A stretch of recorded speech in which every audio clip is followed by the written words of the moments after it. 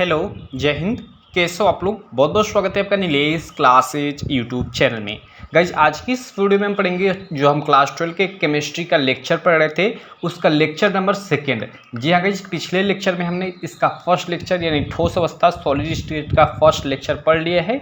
तो अगर आप अभी तक उस लेक्चर को नहीं देखे हैं और देखना चाहते हैं तो उसका लिंक इस वीडियो के आपको डिस्क्रिप्शन में मिल जाएगा, आप उस पर क्लिक कर देख सकते हैं और उसके अलावा चैनल पे भी जाकर आप देख सकते हैं। इस वीडियो में हम आगे की चर्चा करेंगे, आगे की चीज़ें पढ़ेंगे। इस वीडियो में हम देखेंगे क्रिस्टलीय ठोसों का वर्गीकरण।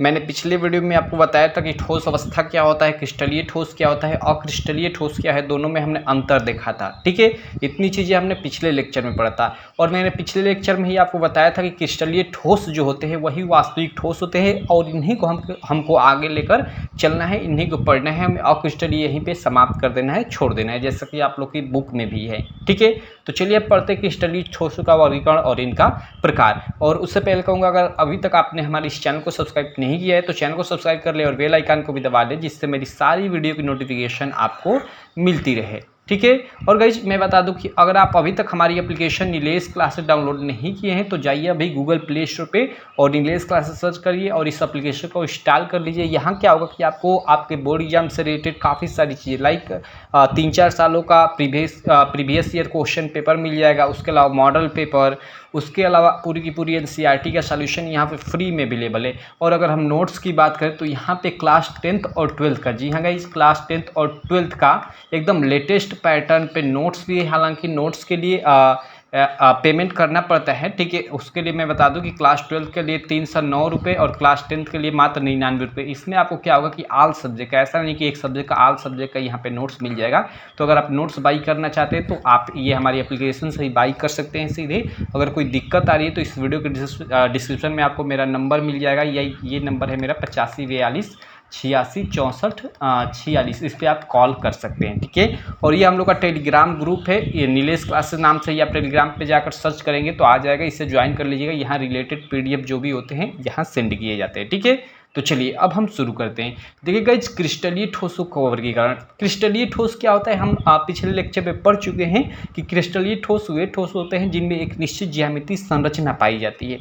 और ये निश्चित ज्यामितीय संरचना क्या होती है, इस चीज़ को हम पीछे के लेक्चर में एकदम अच्छे से समझ चुके हैं। ठीक है, तो अगर आप अभी तक नहीं देखे वो लेक्चर तो देखिएगा, क्योंकि एक लेक्चर एक दूसरे से रिलेट है, तो फिर आपको थोड़ी दिक्कत हो सकती है अगर पिछला लेक्चर नहीं देखें तो। ठीक है, तो चलिए देखिए, क्रिस्टलीय ठोसों को मैं बता दूं कि 4 भागों में बांटा गया है। आप देख सकते हैं, फर्स्ट है आणविक ठोस, सेकंड है आयनिक ठोस, थर्ड है धात्विक ठोस और फोर्थ यानी चौथा है सहसंयोजक अथवा नेटवर्क ठोस। इसमें मैं बता दूं कि आपका जो आणविक ठोस है इसको फिर 3 भागों में बांटा गया है, ध्रुवीय आणविक ठोस, अध्रुवीय आणविक ठोस, ठीक है, और हाइड्रोजन अबंधित आणविक ठोस। तो चलिए हम सबसे पहले हम आणविक ठोस की चर्चा करते हैं, आणविक ठोस के बारे में जानते हैं कि आणविक ठोस होता क्या है। यहाँ पे आप लोग देख सकते हो, हम लोग आणविक ठोस की डिफिनीशन साफ साफ यहाँ ऊपर लिखे हैं। ठीक है, कि आणविक ठोस वे ठोस जिनके अवयकण अणु होते हैं आणविक ठोस कहलाते हैं। सिर्फ यही आपको, जिनके अवयकण क्या होते हैं, अणु होते हैं, वो आपके क्या होते हैं, आणविक ठोस होते हैं। क्लियर है, ये 3 प्रकार के होते हैं। ये कितने प्रकार के होते हैं, 3 प्रकार के। फर्स्ट है आपका ध्रुवीय आणविक ठोस, सेकंड है अध्रुवीय आणविक ठोस और थर्ड है हाइड्रोजन अबंधित आणविक ठोस। चलिए हम बारी बारी से इसको भी देख लेते हैं। ठीक है, आणविक ठोस के प्रकारों को देख लेते हैं, उसके बाद हम ये आगे की चीज़ें जो हैं इन पे हम चलेंगे, यानी आयनिक ठोस, धात्विक ठोस पे। क्लियर, तो चलिए हम सबसे पहले देखते हैं कि ये ध्रुवीय आणविक ठोस क्या होता है। देखिए, वे ठोस जिनके अणु ध्रुवीय सहसंयोजक बंधों से आपस में जुड़े होते हैं। ये ध्रुवीय सहसंयोजक बंध क्या होता है अभी आपको मालूम चल जाएगा। ठीक है, ध्रुवीय आणविक ठोस कहलाते हैं, इनका गलनांक उच्च होता है। एक बार देखिए, वे ठोस जिनका, ठीक है, इस चीज़ को मैं थोड़ा इरेज कर लेता हूँ जिससे आपको सीधा सीधा दिखाई दे। देखिए यहाँ पे लिखा है कि वे ठोस जिनके अणु ध्रुवीय सहसंयोजक बंधों से आपस में जुड़े होते हैं ध्रुवीय आणविक ठोस कहलाते हैं, इनका गलनांक उच्च होता है। ये आप लोग याद रखिएगा। जैसे देखिए, इसके समझने का तरीका क्या है, ध्रुवीय आणविक ठोस, इसमें देखिए जैसे SO2NH3 है उदाहरण के तौर पे, इसमें हमेशा 2 अणु रहेंगे। देखिए यहाँ एक सल्फर का, एक ऑक्सीजन का, यहाँ एक नाइट्रोजन का, यहाँ हाइड्रोजन का, 2 अणु आपस में मतलब जुड़े रहेंगे। ठीक है, ऐसा नहीं कि हाइड्रोजन के ही 2 अणु यानी H इस तरह जुड़ेंगे, नहीं, कम से कम 2 रहेगा। जैसे देखिए यहाँ सल्फर है, इससे 2 आपके ऑक्सीजन जुड़े हुए हैं, या सल्फर से 2 ऑक्सीजन जुड़े हुए हैं। क्लियर है। इसी प्रकार यहाँ नाइट्रोजन है, तो देखिए नाइट्रोजन से 3 हाइड्रोजन जुड़े हुए, तो ये क्या हो गया कि ध्रुवीय आणविक ठोस हो गया। क्लियर है। और अभी आप अध्रुवीय में देखेंगे कि उसमें एक ही रहेगा, जैसे H2 या N2 इस तरह रहेगा, यानी NN इसी में एक ही में बनाएगा, दूसरा कोई अणु नहीं रहेगा। इसमें क्या है कि कम से कम 2 अणु रहेंगे, जैसे एक ये है तो एक अलग कोई अणु रहेगा ही रहेगा। यहाँ सल्फर है तो एक ऑक्सीजन अलग अणु है। तो ये समझने का तरीका है ध्रुवीय आणविक ठोस में। ठीक है, तो ये हो गया ध्रुवीय आणविक ठोस। सेकेंड इसमें हो गया अध्रुवीय आणविक ठोस। अध्रुवीय आणविक ठोस में देखिए मैंने बताया कि इसमें H2 I2 Cl2, देखिए यहाँ Cl2 एक ही अणु है। ठीक है, आप C को और L को अलग नहीं कर सकते। Cl2 क्लोरीन का अणु है। देखिए यहाँ हाइड्रोजन हाइड्रोजन आपस में जुड़ा हुआ है। ठीक है, यहाँ पे I यानी वही I2 आयोडाइड शायद होता है, आयोडाइड आयोडाइड आपस में जुड़ा हुआ है। Cl2 यानी क्लोरीन क्लोरीन आपस में जुड़ा हुआ है। ठीक है, देखिए यहाँ पे ये आपस में मतलब आपस में ये अणु जुड़े, तो इसी का इनका गलनांक निम्न होता है। और हमने अभी देखा कि यहाँ इनका गलनांक उच्च होता है। तो गलनांक उच्च होने का मतलब यही है कि यहाँ देखिए ये काफ़ी मतलब मजबूत बंधों द्वारा जुड़े होते हैं। जैसे देखिए एक सल्फर का यहाँ अणु है, इससे के अणु मतलब जुड़े हुए हैं, सहसंयोजन बंधों द्वारा आपस में जुड़े, तो ये अणु मजबूत होंगे यानी ये जल्द गलेंगे नहीं, तो इसलिए इनका गलनांक उच्च होता है। लेकिन वहीं अध्रुवीय आणविक ठोस में देखिए यहाँ H इस तरह जुड़ा हुआ है, या फिर क्लोरीन क्लोरीन इस तरह जुड़ा है, यानी इनका जो मतलब गलनांक होगा ये आपस में मतलब एक नॉर्मल बंध द्वारा जुड़े होंगे। ठीक है, तो इसलिए इनका गलनांक निम्न होता है, ये जल्द गल जाएंगे। तो यहाँ साफ साफ ये डिफिनीशन लिखी गई है, आप देख सकते हैं स्क्रीन पे कि वे ठोस, ठीक है, जिनके अणु अध्रुवीय सहसंयोजक बंधों से आपस में जुड़े होते हैं अध्रुवीय आणविक ठोस कहलाते हैं। इनका गलनांक निम्न होता है। और यहाँ उदाहरण H2 I2 और Cl2। और आई होप आपको ध्रुवीय और अध्रुवीय में क्लियर हो गया होगा। अगर मैं आपको जैसे एक उदाहरण दूँ कि N2 क्या है, तो आप बता दोगे कि अध्रुवीय आणविक ठोस है। लेकिन वहीं NH4 या NH3 ये क्या है, तो देखिए इसमें नाइट्रोजन है हाइड्रोजन है, यानी ये क्या है आपका, ये ध्रुवीय आणविक ठोस है। तो ध्रुवीय और अध्रुवीय आणविक ठोस एकदम आपको अच्छे से क्लियर हो गया। तो हमने अभी जो हम लोग का आणविक ठोस है उसके हमने 2 प्रकारों को देख लिया। अब चलिए जो थर्ड प्रकार है हाइड्रोजन आबंधित आणविक ठोस, इसको हम लोग देख लेते हैं। हाइड्रोजन आबंधित आणविक ठोस क्या होता है, देखिए यहाँ पे साफ साफ ये चीज़ें लिखी गई है। हाइड्रोजन आबंधित आणविक ठोस देखिए क्या होता है। हाइड्रोजन आबंधित आणविक ठोस वे ठोस होते हैं जिनमें अणु प्रबल हाइड्रोजन आबंध द्वारा जुड़े होते हैं। ठीक है, यहाँ पे ध्यान दीजिए, इसमें कोई एक अणु होगा, ठीक है, जो प्रबल हाइड्रोजन आबंध द्वारा जुड़ा होगा। ठीक है, यहाँ पे सबसे इसमें अच्छा उदाहरण जल ही आता है, जल के अलावा और कोई उदाहरण नहीं मिलता है। ठीक है, लेकिन इसका उदाहरण हाइड्रोजन आबंधित आणविक ठोस का उदाहरण जल है। ठीक है, तो आप हमेशा याद रखिए कि हाइड्रोजन आबंधित आणविक ठोस वे ठोस होते हैं जिनमें अणु प्रबल हाइड्रोजन आबंध द्वारा जुड़े होते हैं। और एग्जाम्पल के तौर पर H2O। क्लियर है आपको? चलिए, आई होप आप लोग को हाइड्रोजन आबंधित आणविक ठोस क्लियर हो गया होगा।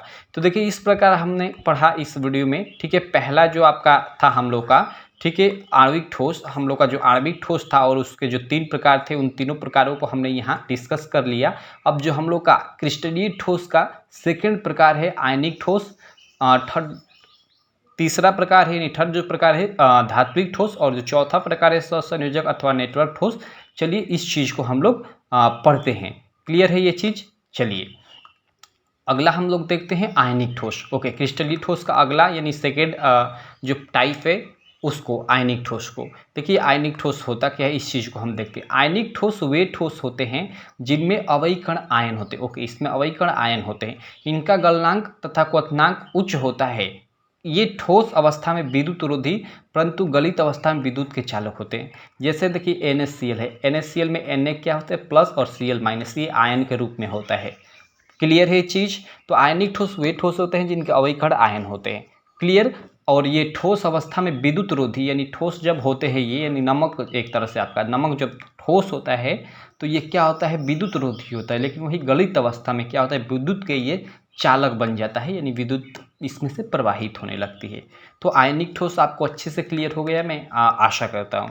चलिए हम लोग आगे चलते हैं। अगला आप लोग देख सकते हो धात्विक ठोस है।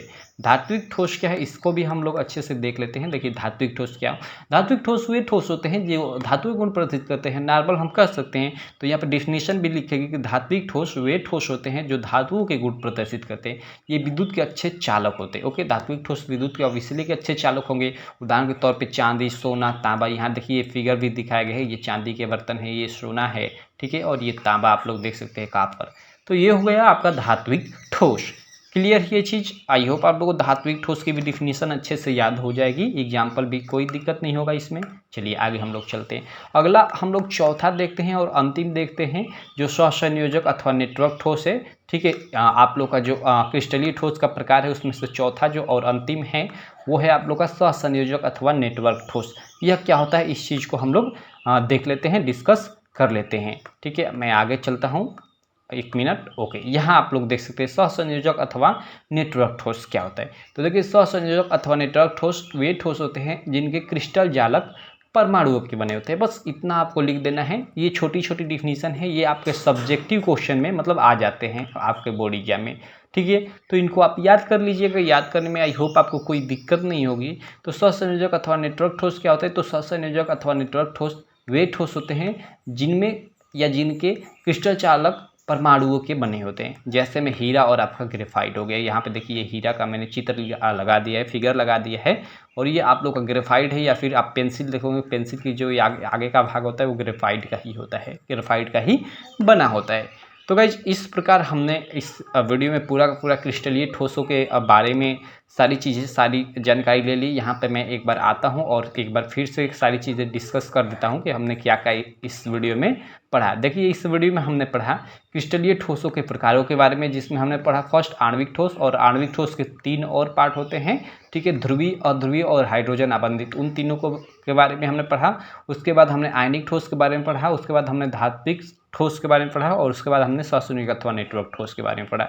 तो इन सारी चीज़ों को आप क्लियर कर लीजिएगा। इनसे काफ़ी सारे आपके सब्जेक्टिव क्वेश्चन, आप लोग के बोर्ड एग्जाम में काफ़ी सारे सब्जेक्टिव और उसके अलावा ऑब्जेक्टिव क्वेश्चन भी बनते हैं। ठीक है, तो इन सारी चीज़ों को आप लोग डिफिनीशन और उदाहरण याद कर लीजिएगा। खासकर मैं आपको बताना चाहूँगा कि ध्रुवीय और अध्रुवीय में काफ़ी लड़के कन्फ्यूज होते हैं। यहाँ मैं लिख देता हूँ, जो आणविक ठोस का फर्स्ट प्रकार है ध्रुवीय आणविक ठोस। ठीक है, ध्रुवीय, मान लीजिए यहाँ आणविक ठोस, और जो सेकंड है वो है जो अध्रुवीय आणविक ठोस। इसमें लड़के कंफ्यूज होते हैं काफ़ी, ऑब्जेक्टिव क्वेश्चन दे देता है तो काफ़ी सारे लड़के ऑब्जेक्टिव क्वेश्चन में इन दोनों में कंफ्यूज हो जाते हैं। तो मैंने आपको एकदम अच्छे से सिंपल में बता दिया कि ध्रुवीय आणविक ठोस में कम से कम 2 अणु होंगे। जैसे NH3 हो गया, इसमें देखिए एक नाइट्रोजन का अणु हो गया और ये हाइड्रोजन के 3 अणु हो गए, यानी 2 अणु है, एक नाइट्रोजन का एक हाइड्रोजन का। लेकिन वही ध्रुवीय आणविक अध्रुवीय आणविक ठोस में ऐसा नहीं होगा, एक ही अणु होगा। जैसे H2 हो गया, एक ही अणु है ना, एक ही अणु मतलब हाइड्रोजन के 2 अणु हैं, लेकिन हाइड्रोजन तो अकेले है ना, तो ये कहने का मतलब है। लेकिन इसमें देखिए नाइट्रोजन भी है, हाइड्रोजन भी है। क्लियर, इसमें Cl हो जाएगा उदाहरण। उसके अलावा सोडियम भी आ सकता है इसमें। क्लियर ये चीज़। और ध्रुवीय में ऐसा नहीं होगा, ध्रुवीय में कम से कम 2, जैसे आपका मैंने NH3 बताया, उसके बाद और काफ़ी सारे उदाहरण हो सकते हैं। ठीक है, तो यही था ध्रुवीय और अध्रुवीय में अंतर। आप लोग इन दोनों को काफ़ी ध्यान दीजिएगा, इससे ही रिलेटेड आप लोग का ऑब्जेक्टिव क्वेश्चन बनता है और आप लोग कंफ्यूज हो जाते हो। तो बस इस वीडियो में हम इतना ही रहने देते हैं। आगे के लेक्चर में हम आगे क्रिस्टल जालक और उसके अलावा काफ़ी सारी चीज़ें हैं, एक कोष्टिका हम अगले लेक्चर में कवर करेंगे। तब तक आप इन चीज़ों को क्लियर कीजिए, इतनी चीज़ों को याद कीजिए। मैं चाहता हूं कि सारा लेक्चर छोटा छोटा हो, जिससे आपको भी पढ़ने में मज़ा आए। ठीक है, तो चलिए रहने देते इस वीडियो में इतना ही। अगर आप अभी तक हमारी एप्लीकेशन इलेज क्लासेस डाउनलोड नहीं किए तो गूगल प्ले स्टोर से उसे डाउनलोड कर लीजिएगा। नोट्स आप खरीदना चाहते हैं तो खरीद सकते हैं। ठीक है, या साथ साथ नोट्स भी बना सकते हैं। तो रहने देते हैं। Thank you.